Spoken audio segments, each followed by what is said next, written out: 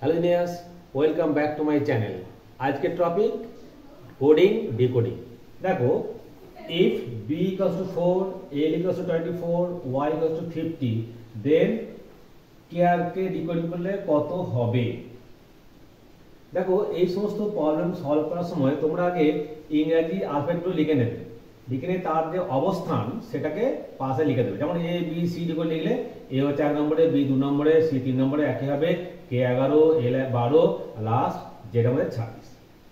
এখানে দেখো কি বলা আছে, বি সমান আছে 4, বি কত আমাদের 2, তারপরে কি ডবল করা আছে।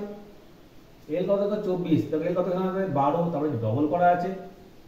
তাহলে আমাদের লজিকটা ফ্রেম হয়ে গেল। আবার দেখি ওয়াই 50, দ্যাট ইজ 25, আমাদের লজিকটা সেট আপ হয়ে গেল কি যে লেটারটা আছে তার অবস্থানে ডবল হবে। ঠিক আছে, চলো কে আরটা এই কথা আছে সি 3 লিখলাম, এ বুঝতে পারছো 1, দেন আর 18, দেন ই কত 5, 3 4 22 আর 5 27, তাহলে তার কি তার ডবল, তাহলে therefore 27 into 2 করলাম, that is 54। দেখো অপশন আমাদের এ। Clear?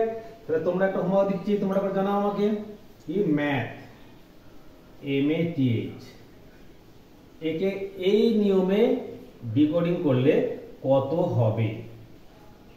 Option A 84, option B 74, option C 94, না অপশন ডি 54। তোমরা অবশ্যই কমেন্ট করবে, লাইক করবে আর শেয়ার করবে।